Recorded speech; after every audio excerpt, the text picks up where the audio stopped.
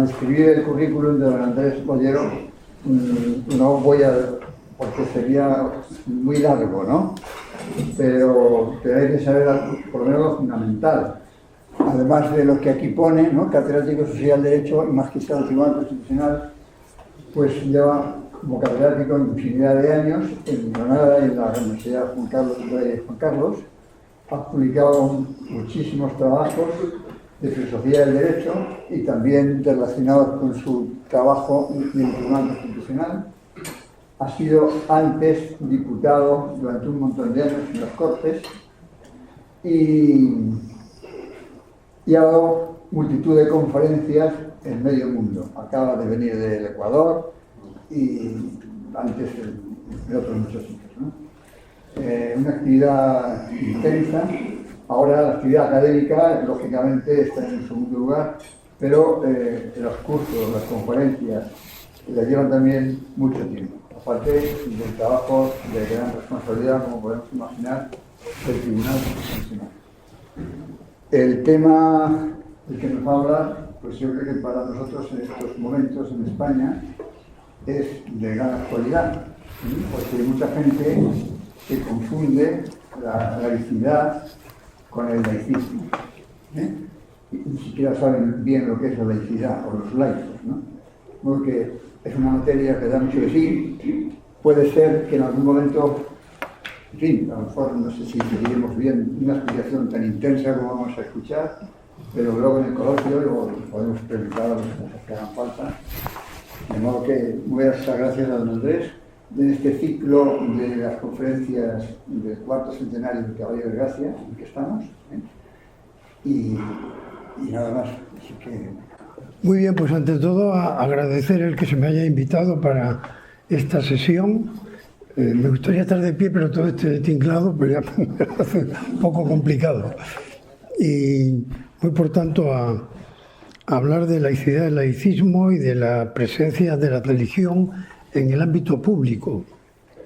Y lo voy a hacer hablando primero de dos grandes figuras internacionales que se ocupan de esta cuestión y que tienen en común, entre otras cosas, el no ser católicos, con lo cual pues son argumentos que siempre cuando no vienen de alguien de la casa, pues yo creo que cobran una especial intensidad, ¿no? Y lo que vienen a decir, como iremos viendo, es que en el fondo este problema es un problema que se soluciona a base de un doble aprendizaje, de que los creyentes pues aprendan a argumentar y a dialogar pues con personas que tienen otros planteamientos, y esto es lo importante porque no es común, y viceversa. O sea que también los no creyentes aprendan a dialogar con los creyentes, porque claro, si ellos se colocan en una situación de superioridad cognitiva, como diría Habermas, que es uno de los dos a los que voy a aludir, pues entonces así no se puede indudablemente aclarar esta cuestión. Habermas va a citar elogiosamente al otro de los autores, que es un autor fallecido ya, norteamericano, John Rawls, pues que ha sido una figura de una gran importancia dentro de lo que se suele llamar el Estado liberal, o sea, el Estado democrático, como diríamos en nuestra manera habitual de catalogar, ¿no? Rawls, aquí Habermas nos lo alaba, ¿no? La gran intuición de John Rawls, que la Constitución liberal misma no debe ignorar las contribuciones que los grupos religiosos, como sabemos en Estados Unidos son muchos, y además se nota en las elecciones, a diferencia de lo que pasa en otros sitios, pero allí sí que se nota, y eso podría rubricarlo el actual presidente, pueden hacer al proceso democrático dentro de la sociedad civil. Lo político se ha desplazado del Estado a la sociedad civil y mantiene una referencia a la religión. Y añade él, John Rawls tiene el mérito de haber encauzado la atención sobre este tema con su concepto kantiano del uso público de la razón de los ciudadanos. Él dice que el modo de que funcione una sociedad plural, y la americana lo es de manera, como es bien sabido, bastante extrema, pues es fundamental que se respete lo que él llama la razón pública. Y la razón pública, según él, sería el resultado de un consenso entrecruzado, overlapping, lo cual es una traducción literal que a veces se hace, pues no es muy acertado porque sale solapado, y solapado en español tiene un sentido más bien peyorativo, ¿no?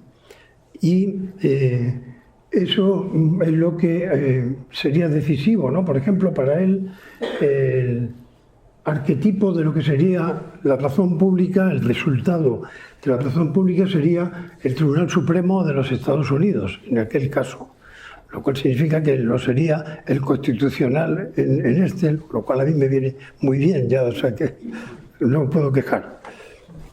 Bien, pues Rawls, por ejemplo, dice que sería fatal para la idea de una concepción política el que se entendiera como escéptica o indiferente respecto a la verdad.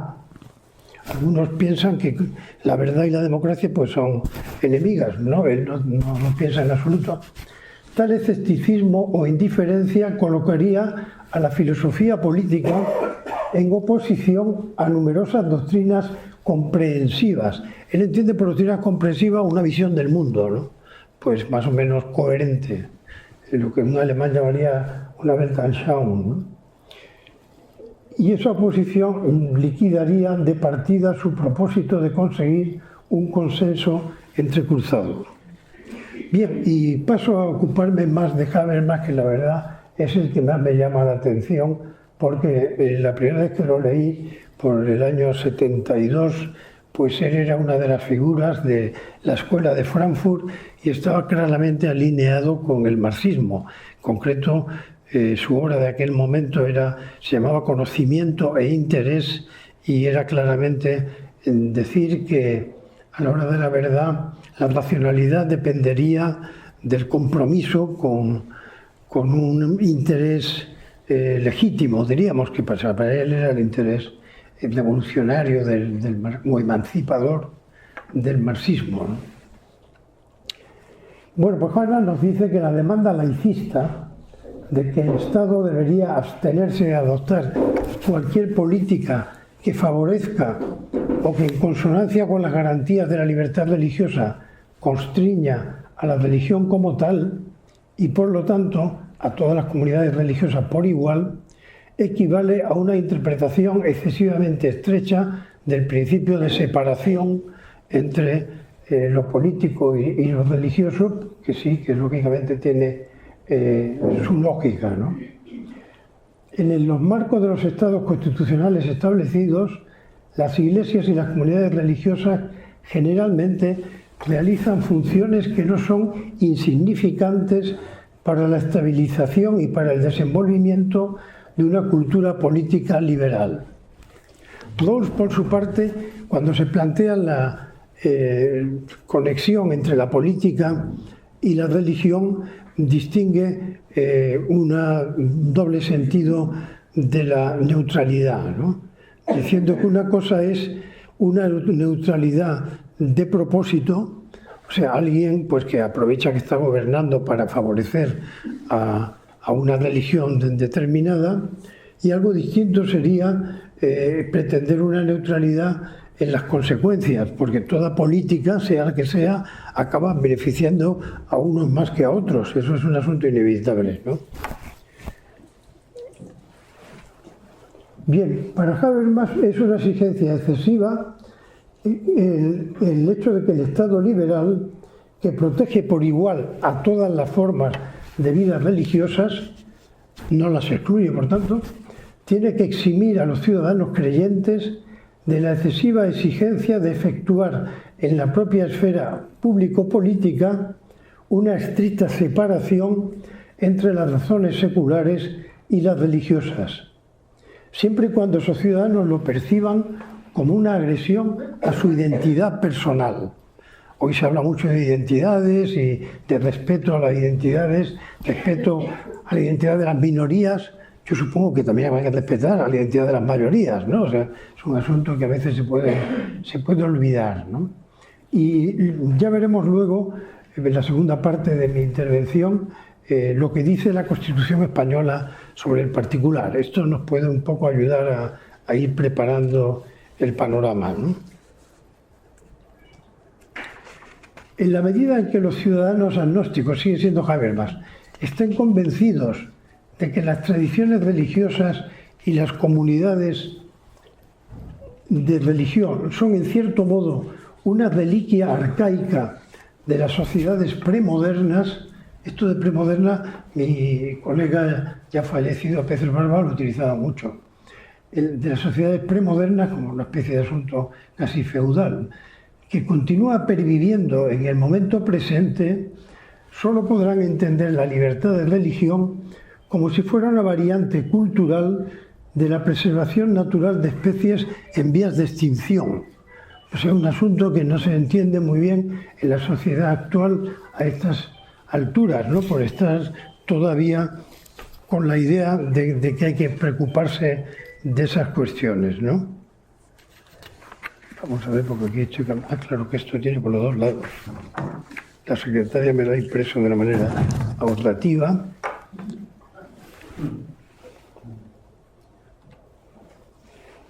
Y este argumento es un argumento interesante, ¿eh?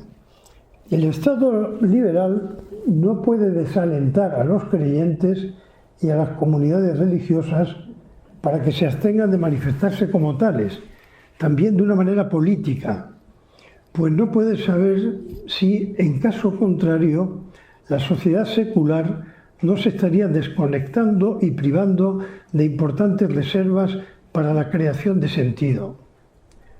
Entiende por creación de sentido lo relativo a la ética, a los valores, etcétera, no a la ciencia positiva, ¿no? Yo creo que esto es interesante porque, para empezar, incluso admite que haya una política claramente vinculada a la religión, cosa que en el ambiente español, desde luego, quizás no es ni siquiera favorable, ¿no? Pero desde un punto de vista racional, pues le parece bastante lógico, ¿no? Y sobre todo, no se está defendiendo los privilegios de las religiones, se está intentando beneficiar a la sociedad porque él está convencido de que las religiones contribuyen a esa creación de sentido, de ética, ¿no? Él, por ejemplo, ha escrito un libro sobre bioética, el futuro de la naturaleza humana, en el que habla de lo que él llama pues el supermercado genético, ¿no?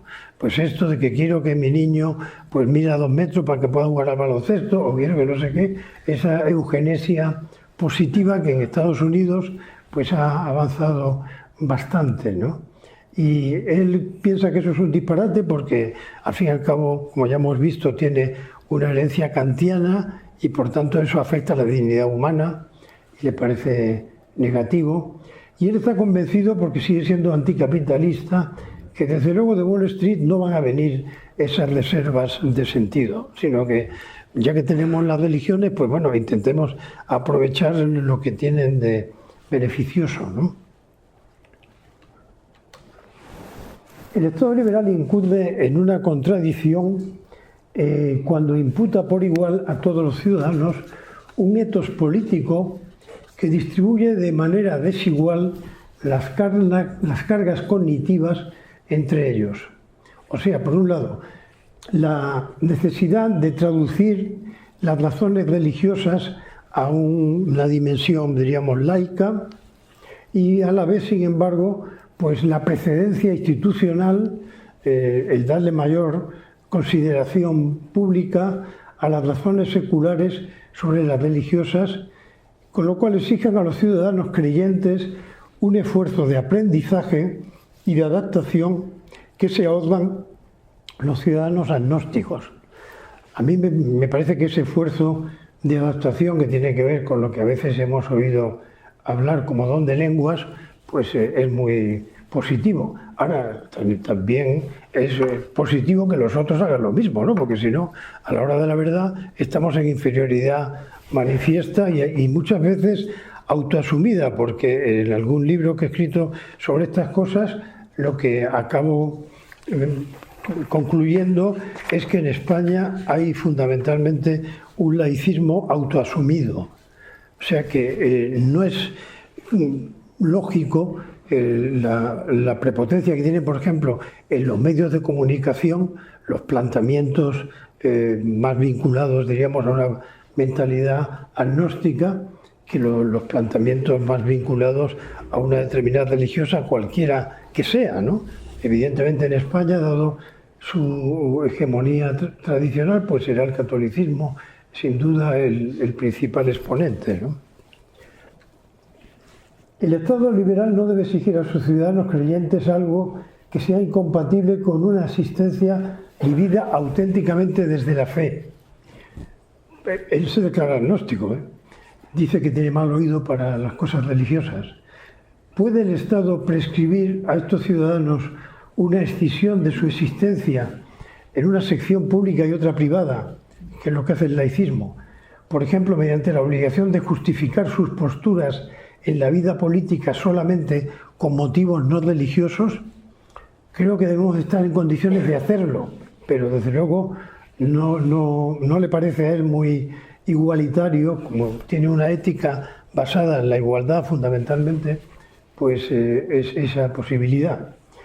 Cuando las posturas basadas en la religión ocupan un lugar legítimo en la vida pública y política, la sociedad política reconoce oficialmente que las manifestaciones religiosas pueden hacer una contribución importante al esclarecimiento de cuestiones fundamentales controvertidas.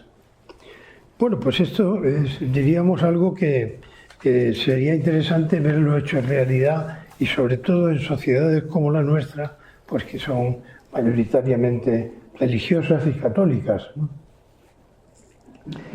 En esto habría que recordar, yo soy bastante rociero cuando puedo, pero la verdad es que puedo pocas veces, y allí hay una sevillana que dice que la Virgen del Rocío no tiene dueño, que se han creído los almonteños, ¿no? Bueno, pues yo creo que la razón tampoco tiene dueño. O sea, la razón la tiene el que la ejercita y el que la argumenta adecuadamente, ¿no? Por tanto, habría que procurar, me estoy haciendo un lío con las páginas, dilo de mejor causa, pero bueno, habría que procurar el conseguir que haya esa equiparación entre unos y otros, ¿no? Eso de que la razón no tiene dueño lo dice de alguna manera el propio Habermas, planteándose estoy perdido aquí en este momento, vamos a ver.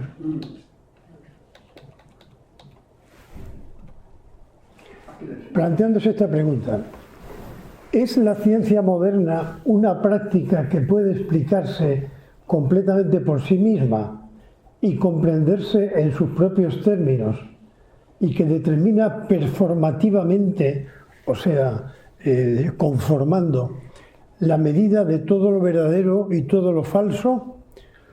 El otro día en la Academia de Ciencias Morales y Políticas, a la que pertenezco, fue ponente Emilio Lamo de Espinosa, que no tiene una trayectoria, diríamos, muy confesional.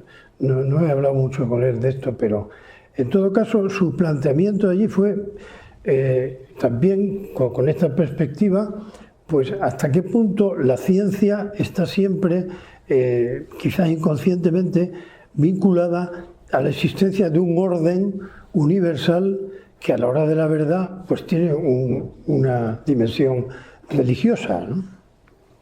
O puede más bien entenderse que la ciencia es el resultado de una historia de la razón que incluye de manera esencial las religiones mundiales. O sea, que las religiones aportan razones, que la religión no es algo irracional, más o menos medieval, pues que en una situación como la actual no tendría nada que decir, sino que, como ya hemos visto, él está convencido, sin ser en modo alguno religioso, está convencido de que tienen mucho que aportar y que la sociedad y el Estado liberal se lo deberían agradecer, ¿no?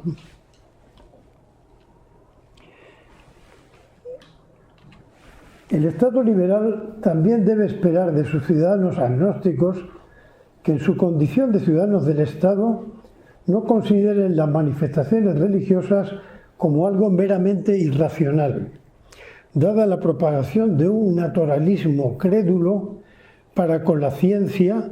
Esto no es un presupuesto evidente. O sea que hay mucha gente que incurre en ese naturalismo crédulo. Él tiene otro libro que se llama Entre naturalismo y religión, en donde precisamente se ocupa de la presencia de la religión en el ámbito público de una manera muy expresiva. Otra cosa que él señala, y que por decir algo parecido a su buen amigo Ratzinger, hoy Benedicto XVI, pues le armaron un cierto lío en su universidad, en la que más tiempo había estado, en Regensburg, en Ratisbona, pues el Islam, él lo ve retrasado en este aspecto.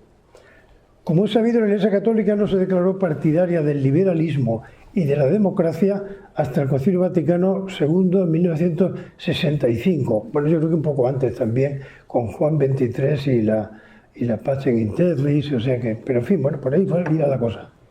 Y en Alemania tampoco las iglesias protestantes han mantenido otra cosa. El Islam todavía tiene por delante este doloroso proceso de aprendizaje. Tal cambio de mentalidad no puede ser ordenado, no puede ser dirigido políticamente ni obligado jurídicamente. Es en el mejor de los casos el resultado de un proceso de aprendizaje. Los procesos de aprendizaje pueden ser promovidos, pero no exigidos moral o jurídicamente. Bueno, o sea que en el Islam, y eso lo dicen ya muchos autores, lo que hace falta es un cambio de mentalidad, porque de lo contrario es muy difícil que pueda ser compatible con la defensa de los valores humanos en una sociedad abierta, etcétera, etcétera, ¿no?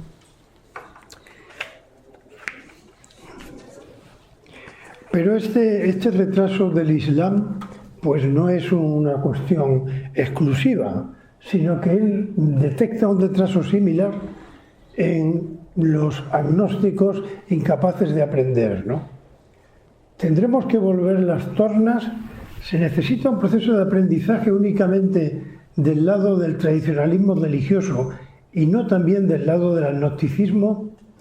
No prohíben las mismas expectativas éticas que nosotros ponemos en una sociedad de ciudadanos inclusiva, una desvalorización laicista de la religión, de idéntico modo que, por ejemplo, hay un rechazo a la equiparación entre el hombre y la mujer, de actualidad hoy día.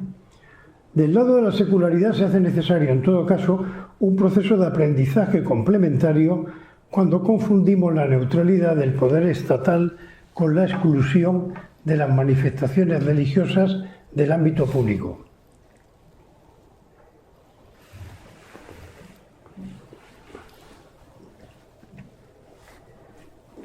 Polemiza con Flores de Arcais, que es un italiano bastante laicista, y le dice: no deberíamos confundir en ningún caso la secularización del poder con la secularización de la sociedad.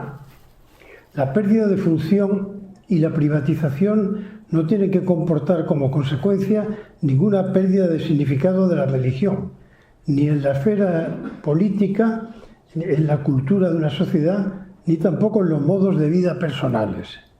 O sea, es una manera incluso de polemizar con laicistas muy destacados.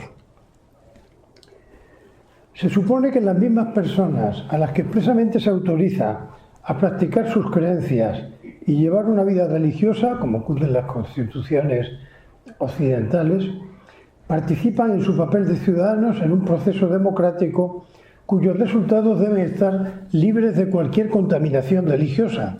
Este es el planteamiento laicista. El secularismo, como él le llama, pretende resolver esta paradoja mediante la completa privatización de la religión. Pero en la medida en que las comunidades religiosas desempeñan un papel vital en la sociedad civil y en la esfera pública, la política deliberativa, la propia de las sociedades democráticas, es producto de un uso público de la razón, ahí está Rawls por detrás, tanto por parte de los ciudadanos creyentes como de los agnósticos. O sea que un creyente no puede convertirse en el ámbito social en un ciudadano de segunda categoría, ¿no? Y lo que menos puede hacer es colaborar él a que ese tipo de actitud aparezca como normal, ¿no? De ahí viene lo del laicismo autoasumido al que ya me he referido. Vamos a ver si paso página. Hay, por tanto, un aprendizaje pendiente. Que en efecto se cumplan las expectativas relacionadas con la ética de la ciudadanía dependerá de procesos de aprendizaje complementarios. Pues la idea de que las grandes religiones del mundo puedan ser portadoras de contenidos de verdad, de intuiciones morales olvidadas o sin explotar, no es en modo alguno evidente para el sector agnóstico de la población. Solo una concepción dinámica de nuestras constituciones liberales puede despertar nuestra conciencia de que el proceso democrático es también un proceso de aprendizaje. Y los católicos, entre otras cosas, pues somos colegisladores, ¿no? Los principios universales sobre los que nosotros en Occidente llamamos la separación de Iglesia y Estado tendrían que ser institucionalizados de forma diferente en cada contexto local. Mientras que las tradiciones religiosas y las organizaciones sigan siendo fuerzas vitales en la sociedad, la separación de la Iglesia y el Estado en el contexto de una constitución liberal no puede resultar una total eliminación de la influencia de las comunidades religiosas que puedan tener en la política democrática. Pero una democracia basada en el Estado de Derecho, que explícitamente autoriza a sus ciudadanos a llevar una vida religiosa, no puede al mismo tiempo discriminar a esos mismos ciudadanos en su papel de colegisladores democráticos. Bien, y paso entonces a ocuparme de la Constitución española para ver qué es lo que nos dice al respecto.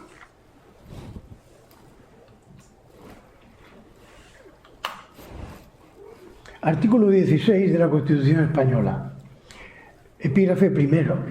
Se garantiza la libertad ideológica, religiosa y de culto de los individuos y las comunidades sin más limitación en sus manifestaciones que la necesaria para el mantenimiento del orden público protegido por la ley.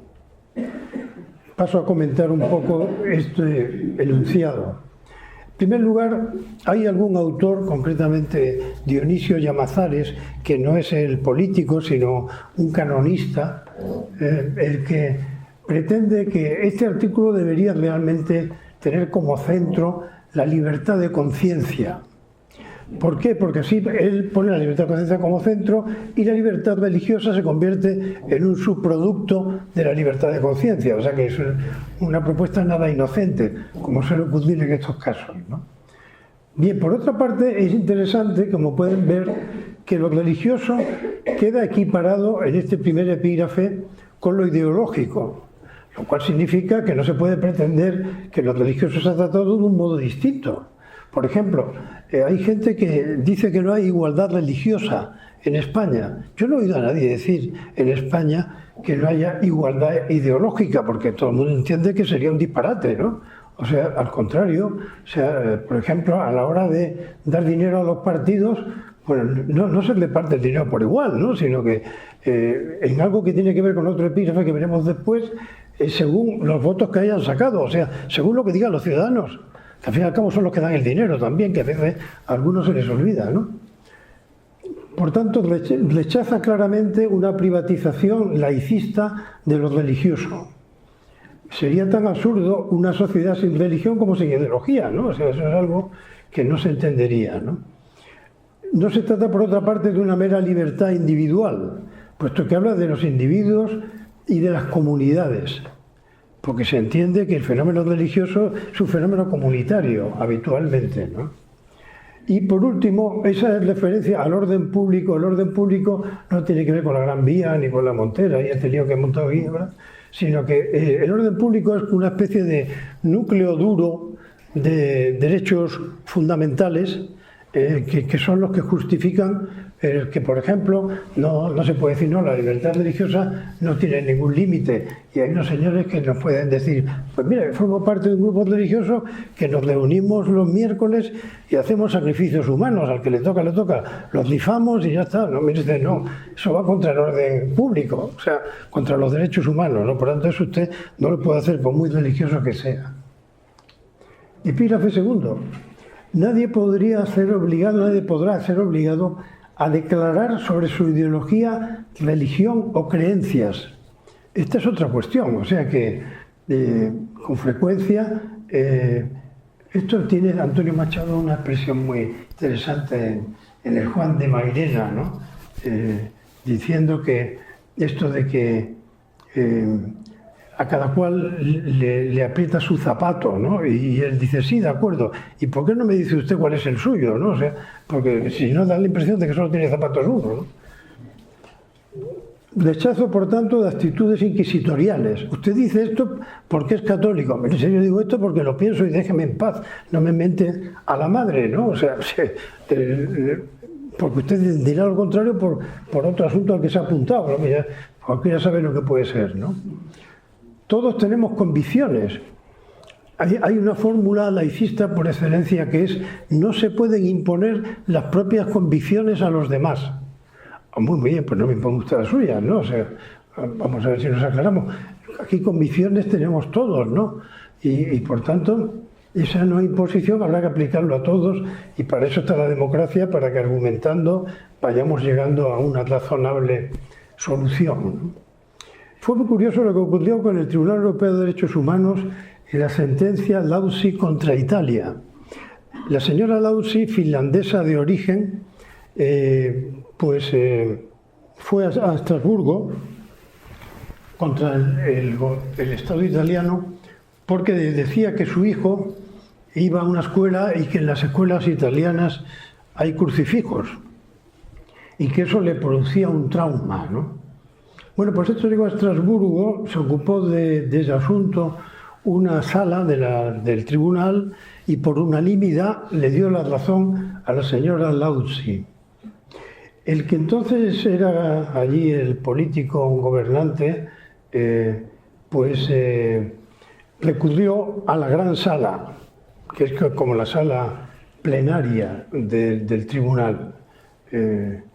Y la sala plenaria del tribunal, por una mayoría bastante considerable, dijo que no.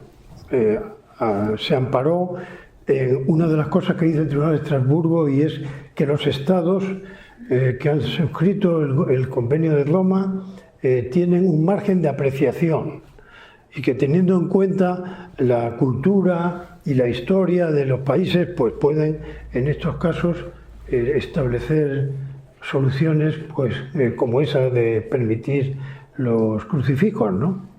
Bueno, el señor que movió todo esto y consiguió además, como amigos de la curia, que suele decirse amici curiae, a Rusia, por ejemplo, a España no, pero vamos, a Rusia sí que los consiguió que lo apoyara, pues era Berlusconi, o sea que cuya carácter devoto es de todos conocido, ¿no? Bien, pues esto en España tuvo un reflejo interesante en el Colegio de Abogados de Sevilla, que tiene unos estatutos según los cuales el colegio es un neutral, diríamos, a confesional, pero tiene como patrona a la Santísima Virgen en el misterio de su Inmaculada Concepción. Entonces un abogado recurrió diciendo que eso atropellaba su libertad religiosa, y el Tribunal Constitucional Español tiene una sentencia muy interesante hablando de los símbolos religiosos y su sentido, y cómo muchas veces se convierten en meramente culturales, sin perjuicio de que los creyentes los aprovechen para ejercer su creencia, etcétera, y por tanto lo mandó a paseo, vamos, en concreto, ¿no? Bien, por último, el intento del laicismo de presentarse como neutral no tiene mucho sentido. Es como si en la discusión uno dice que la solución sería 5 y otra 3, y llega el laicista y dice, no, hay que ser neutrales, 0, ¿no? A ver, 0 es menos 5 o menos 3, vamos, eso así es nuestra cualquiera, ¿no? Punto tercero y decisivo. Ninguna confesión tendrá carácter estatal. Los poderes públicos tendrán en cuenta las creencias religiosas de la sociedad española y mantendrán las consiguientes relaciones de cooperación con la Iglesia Católica y las demás confesiones. Como pueden ver, en ninguno de los tres epígrafes sale la palabra separación. Aquí sale la palabra cooperación. Y desde luego separados no coopera nadie. Eso es una cosa fácil de entender, ¿no? Por otra parte, la alusión a la Iglesia Católica no estaba presente en el anteproyecto de la Constitución, sino que fueron unas enmiendas de UCD y de Alianza Popular las que plantearon esa inserción de la alusión a la Iglesia Católica. Y el gran defensor del asunto, ante la perplejidad de más de uno, fue Santiago Carrillo, pues que dijo que ya estaba bien, ¿no?, de seguir con esas historias, que eso ya había pasado muchos años y que había que adoptar otra actitud, lo cual obligó al Partido Socialista, que estaba en principio en contra del asunto, a acabar admitiendo que se incluyera en este artículo 16, en el que en el Senado se intentó incluir un cuarto punto que hubiera sido interesante, porque además está presente en la Carta de Derechos Fundamentales posterior de la Unión Europea, que es la objeción de conciencia, que está en el artículo 30, referida al servicio militar, que no existe, con lo cual es el fantasma del castillo, vamos, no se sabe muy bien, ¿no? Y bueno, y eso hace complicado, aunque el Tribunal Constitucional ha admitido ya de una manera expresa pues la objeción de conciencia en el caso del aborto, y también, y fui ponente de esa sentencia, la objeción de conciencia de un farmacéutico que se negaba a vender la píldora del día después y preservativos, ¿no?, que preferiría que los vendieran en la estación de autobuses en una tragaperra, como ocurre en muchos sitios, ¿no? Bien, pues yo creo que voy ya a terminar para que pasemos al coloquio, porque si no me he pasado de la media hora que me había aquí recetado el doctor Moya. Y por tanto, pues nada, muchas gracias por su atención y ahora hablamos de lo que quieran.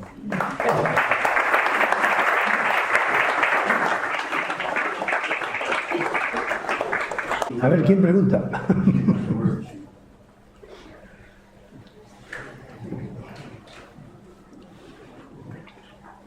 Bueno, una pregunta que me ha suscitado ahora lo que acaba de decir. El artículo 15 de la Constitución habla sobre la libertad ideológica, de la libertad religiosa. Estos días ha salido la noticia de que hablar bien del franquismo era como ser tipificado como apología del, bueno, como un delito, como la apología del franquismo. ¿En qué medida se puede incluir unas ideas, en este caso políticas, como algo que pueda ser tipificado como delito? Y eso estaría claramente en contradicción con este artículo. Aparentemente parece que sí, ¿no? Pero se daba mucha difusión a esta idea, que puede ser un poco peregrina, no sé qué impresión tienes tú de esto. Hombre, yo la impresión que tengo es que en las sociedades normales hay un asunto del que se ocupan los historiadores, ¿no? Y no tiene mucho sentido que eso se convierta en un problema de actualidad política, ¿no? Yo creo que la verdad yo no voy a discutir mucho sobre ese asunto. Me parece que el que plantea eso, porque no tiene otras cosas que plantear, un poquito más sensatas, ¿no? A mí me da la sensación de que en la sociedad actual no es un problema para mí el tipo religioso ni de que el laicismo se quiere imponer o que la laicidad estemos un poco casi todos de acuerdo en la oposición que hay a nivel religioso de determinadas posturas. Pues antes de que se empiece a hablar de religión, ya está uno en un terreno muy complicado. Entonces yo noto como que es que la religión no se respeta la mayoría de las veces. Hablar de religiones ya parece como que somos mucho raros. Bien, ahora yo creo que bien, y es el sentido de las citas que he procurado aportar. Hay que hacer ver al que actúa así que es una actitud irracional, porque es que a la hora de la verdad todos tenemos algún código en la cabeza, ¿no? O sea que eso por tanto es incompatible con un planteamiento democrático elemental. O sea, diríamos, la mentalidad excluyente es antidemocrática por definición, ¿no? Y por otra parte también desde el punto de vista científico, pues la mayoría de los científicos de gran nivel acaban siendo creyentes también, porque es que lo que no tiene sentido es convertir la ciencia en una religión, porque esto que se decía, ¿no? De que cuando alguien no cree en Dios acaba creyendo en las tonterías imaginables, ¿no? Sí. Y yo creo que hace bastante tiempo, ya no es de ahora, se está yendo en contra de la Constitución, que dice que hay que respetar. Los sanatorios hace un montón de años que quitaban ya los crucifijos. En los colegios también. Entonces, ¿quién impone eso? ¿El gobierno o en contra de la Constitución? ¿Cómo va eso? Sí, no, el asunto es quién se ha opuesto a eso. Porque yo cuando vi esto de la sentencia Lauzi, yo en efecto digo, bueno, pues realmente estaba yo en Granada en la facultad, y digo, por aquí en la facultad no hay ningún crucifijo, ¿no? Y sin embargo en tiempos yo los había visto, ¿no? ¿Quién ha protestado porque se quiten? Nadie, ¿no? Entonces, claro, ese es el problema, o sea, por eso hablo del laicismo autoasumido. O sea, aquí hay que dar la cara, si no, no hay manera, ¿no? Yo creo que cuando se da la cara no hay quien lo pare, ¿no? O sea, yo pasado mañana voy a Sevilla porque me va a dar una pequeña distinción por uno de mis escasos méritos, y es que hace 75 años que soy hermano de la Cofradía de la Amargura, de donde salgo de nazareno el domingo de Ramos próximo, Dios mediante, a pesar de que ya está uno para muchos trotes, ¿no? Bueno, pues claro, si en Sevilla se le ocurre a alguien pues decir que se acabaron las cofradías porque ocupan el ámbito público, vamos, evidentemente debe de huir antes de que sea tarde, ¿no?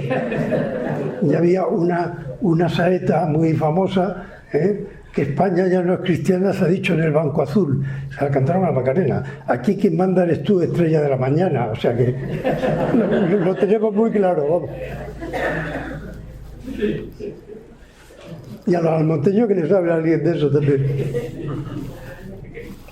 Quería preguntarle precisamente esto, que cómo ha evolucionado, ¿no?, el laicismo en España, porque creo que es una pérdida de ese sentido religioso, es directamente proporcional a esa evolución, ¿no?, del laicismo, y luego en contraposición con los países del este, que por causa lo conozco algo, con la Iglesia ortodoxa, que no se plantea este problema, ¿no? Es una Iglesia-Estado y no existe ese debate.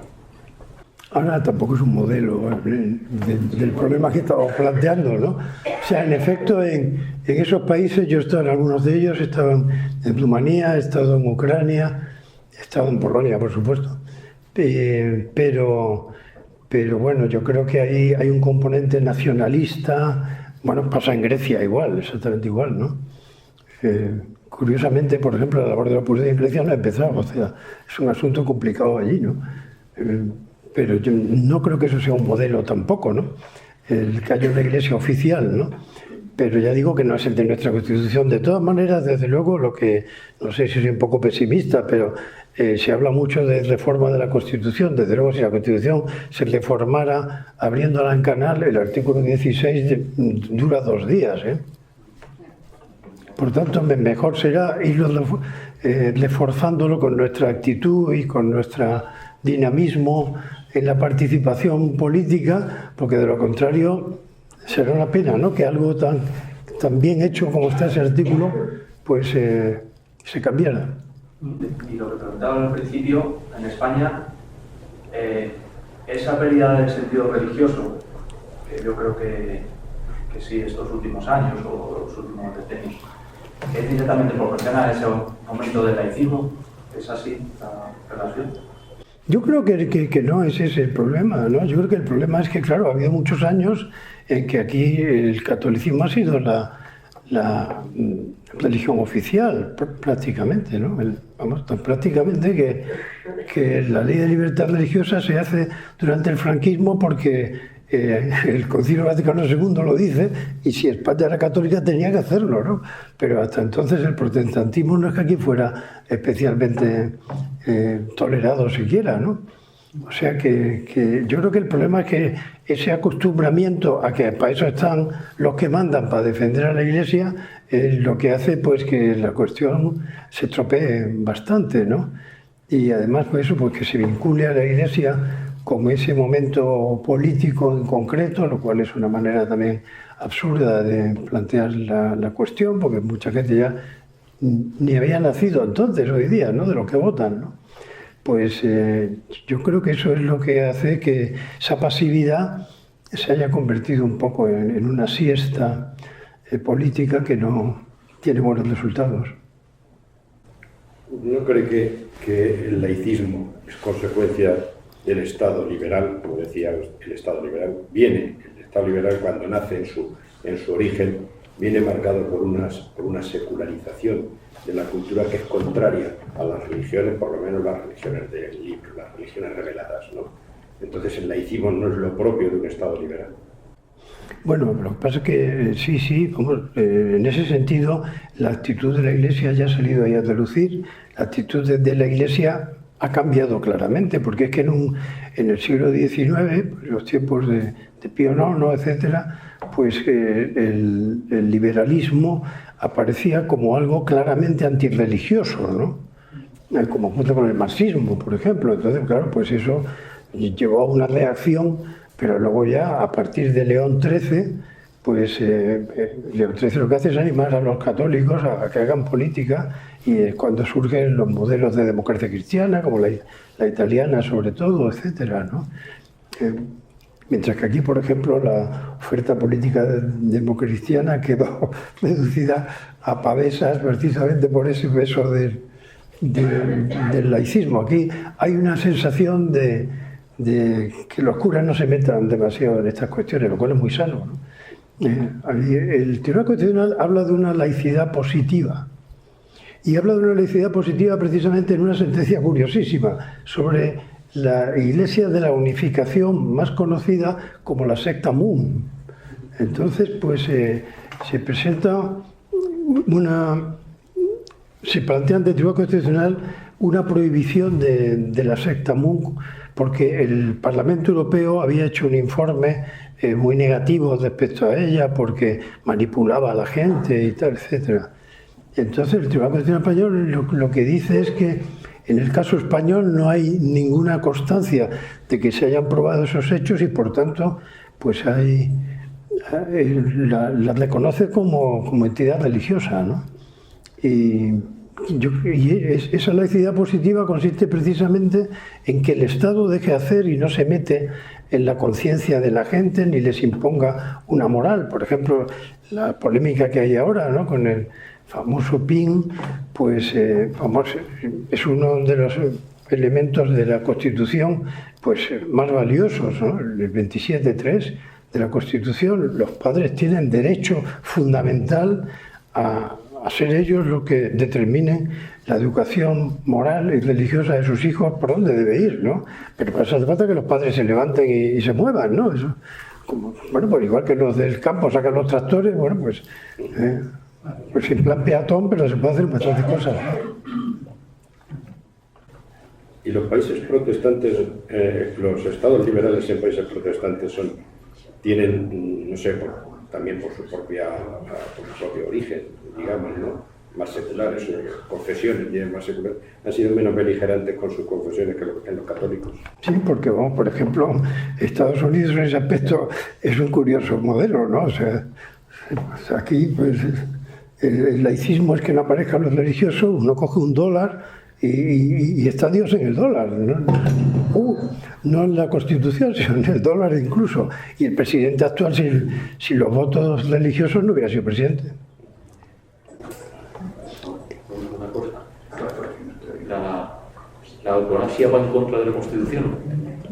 Bueno, eso yo soy magistrado constitucional, tengo que deliberarlo si llega el recurso, por lo tanto lo debo anteponer. Pero el otro día estuve, porque soy un cliente asiduo, muy a mi pesar, del Gómez Ulla, y estuve allí y tuve un seminario sobre dignidad humana y eutanasia, al que asistieron unos 30 médicos así. Si conoce a algún médico de allí, pregúntele, a lo mejor le cuenta algo.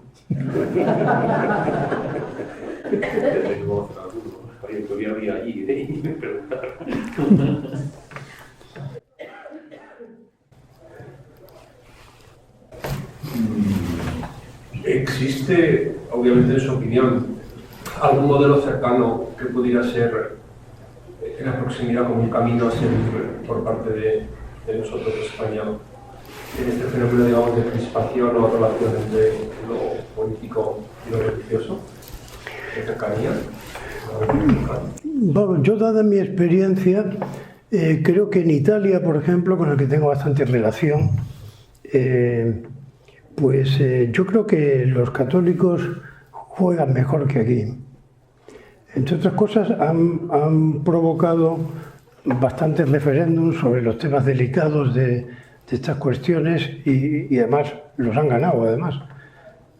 Ahora mismo en Portugal pues acaban de aprobar lo de la eutanasia y ha habido unas manifestaciones ante el Parlamento y pidiendo un referéndum, ¿no? Pues claro, también ese tipo de decisiones que tienen un componente clarísimo, ¿no? Para la moralidad y la religiosidad, pues deberían ser algo en que todo el mundo pueda decir algo, ¿no? Y no un asunto que arreglen en un gobierno de coalición de unos con otros que no se sabe qué tienen en común, pues donde eso se ventile, ¿no? Veremos qué reacción produce esta ley, ¿no? Que aún no lo es, pero bueno.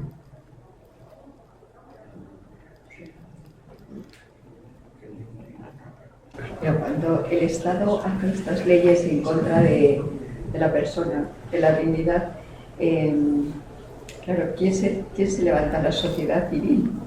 Claro. Sí, pero... Claro, es que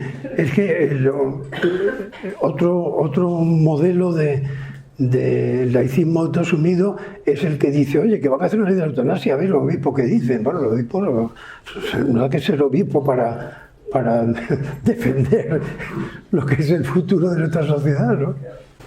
Claro, por supuesto, pero también ayuda.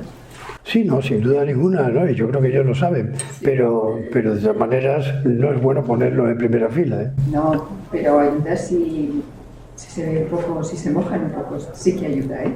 Ya. Bueno, si es en el púlpito me parece muy bien, pero... Sí.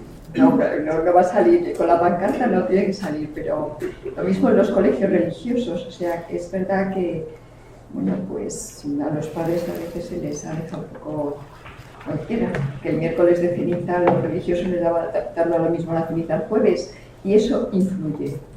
Ya, pero para eso están los padres, para decirle a usted que se ha equivocado de misal, me parece. Oh, no, que ha ocurrido, ¿eh? Esto es verdad. En España, ahora mismo, la religión católica, evidentemente, está disminuyendo o está recuperándose después de un gran momento muy bajo. Hay otras religiones, como por ejemplo el Islam, religiones que están creciendo en España. La problemática esta del laicismo se da igual con musulmanes que con otro tipo de religiones, católica, por ejemplo. Bueno, pues yo, por ejemplo, en la Semana Santa en Sevilla me alegra mucho ver a mujeres con el pañuelo islámico viendo los pasos de palio, o sea que a mí me parece estupendo. Yo desde luego tengo más en común con esa señora del pañuelo que con otros que yo conozco, ¿no? Pues al menos creen en algo, ¿no? O sea, vamos, además, si creen en Dios, creen en el mismo Dios, no hay dos, ¿no? Y el último, esta semana ha habido una noticia en televisión de un señor que después de proferir una serie de blasfemias, insultos y tal, todo lo recogía como parte de su derecho a la libertad, su libertad de expresión y tal. Estos hechos se producen contra la religión católica por determinadas personas, no contra otras religiones.